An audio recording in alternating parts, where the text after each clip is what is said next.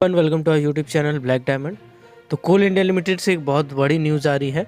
News यह है कि कोल इंडिया लिमिटेड को पब्लिक सेक्टर में सबसे भरोसेमंद पब्लिक सेक्टर कंपनी का अवार्ड से नवाजा गया है। जी हाँ, कोल इंडिया लिमिटेड को जितने भी पीएसयूज़ हैं भारत में, उसमें से कोल इंडिया लिमिटेड को सबसे भरोसेमंद पब्लिक सेक्टर का अवार्ड से नवाजा गया है। ये जो अवार्ड है ये कोलकाता में दिया गया है। अगर बात करेंगे अवार्ड किसके द्वारा दिया गया है, तो इंडस्ट्री चैम्बर एसोचेम द्वारा कोलकाता में आयोजित एनर्जी मीट हुआ था।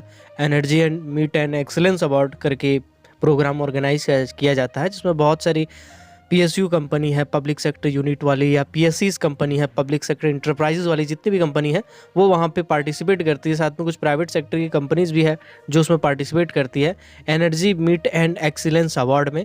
तो उसी एनर्जी मीट और एक्सीलेंस अवार्ड में एसोचेम चैम्बर के द्वारा कोलकाता में कोल इंडिया लिमिटेड को पब्लिक सेक्टर का अवार्ड दिया गया था, भरोसेमंद पब्लिक सेक्टर का अवार्ड, सबसे ज़्यादा भरोसेमंद पब्लिक सेक्टर का अवार्ड।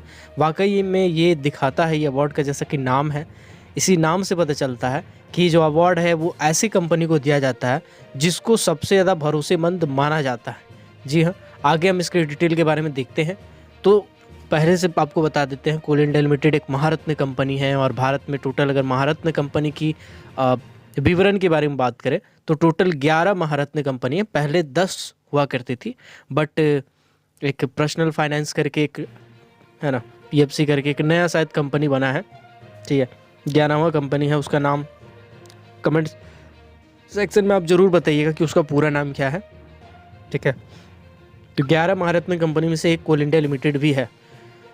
तो कोल इंडिया लिमिटेड को महारत्न कंपनी में से सबसे भरोसेमंद पब्लिक सेक्टर कंपनी का अवार्ड से नवाजा गया है और ये एसोचेम के द्वारा एनर्जी मीट और एक्सीलेंस अवार्ड में दिया गया है। आपको ये बता दें कि ये कंपनी को किस लिए दिया गया है ये अवार्ड। तो बेसिकली ऐसा है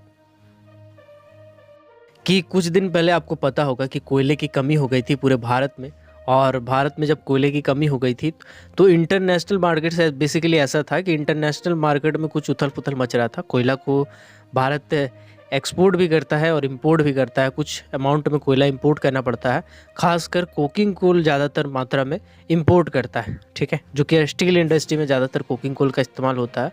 और कोकिंग कोल स्टील इंडस्ट्री में तो यूज़ होता ही है, साथ में अलग अलग और भी पावर में यूज़ किया जाता है। तो बेसिकली कोयला का कमी जब भारत में हो गया था तो कोयला, चूँकि विदेश से कोयला मंगाना बंद हो चुका था, इंपोर्ट किसी तरह से भारत नहीं कर पा रहा था, उसके कारण जो कोल कंपनी थी भारत में सिचुएटेड, उस पर बहुत ज़्यादा दबाव पड़ रहा था।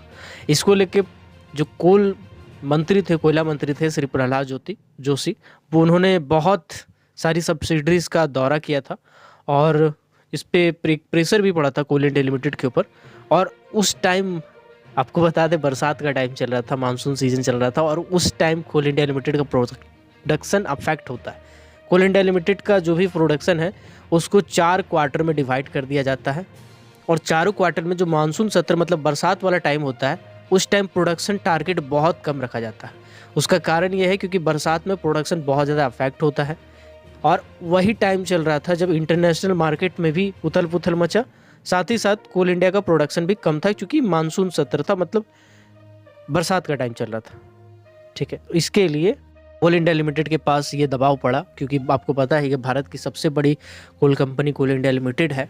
तो कोल इंडिया लिमिटेड के ऊपर जब ये दबाव पड़ा तो प्रेशर आने के बाद कोल इंडिया इस चीज़ पे लग गई, CIL इसके ऊपर पूरा फोकस की और जो प्रोडक्शन टारगेट था उसको अचीव किया। साथ ही साथ वही सिर्फ अचीव नहीं किया, जो भारत में कोयला का कमी था वो कोल इंडिया लिमिटेड के चलते पूरा हुआ, यानी CIL का और उसके सब्सिडरीज़ का बहुत ज़्यादा योगदान रहा था। और बिजली संकट का भी, इससे जो बिजली संकट उत्पन्न हो चुका था बीच में, उसको भी दूर किया गया CIL के द्वारा। और घरेलू मांग तो आपको जैसे बताया इंपोर्ट कर रहा था और वो पूरा हो गया जो CIL के द्वारा ही। तो इससे क्या हुआ, इंपोर्ट विदेशों से कोयला मंगाना जो भारत की कंपनीज थी उन्होंने थोड़ा कम कर दिया है और एक्सपोर्ट करने का काम ज़्यादा कर रही है। CIL अपना टारगेट बढ़ा दी है, CIL अपना प्रोडक्शन को अचीव कर चुकी है। और लॉकडाउन वाला टाइम था, कोरोना वाला टाइम था, जिसके कारण काफ़ी जटिल समस्या आ गया था, बट वो पूरा कर लिया गया है। इसीलिए इसी सब को देखते हुए, ऐसे बहुत सारे डाटा को देखते हुए, ठीक है, कोल इंडिया लिमिटेड को सबसे भरोसेमंद पब्लिक सेक्टर कंपनी का अवार्ड दिया गया है। आई होप आपको ये वीडियो पसंद आया होगा। अगर आपको ये वीडियो पसंद आया तो इस वीडियो को प्लीज़ एक लाइक ज़रूर कर दीजिएगा और CIL के लिए एक लाइक ज़रूर कर दीजिएगा और कमेंट सेक्शन में बताइएगा कि आप स्पेशल अगर कोई वीडियो देखना चाहते हैं कोई टॉपिक पे तो ज़रूर बताइएगा। तो मिलते हैं अगले वीडियो में, तब तक के लिए keep watching, keep supporting, till then जय हिंद।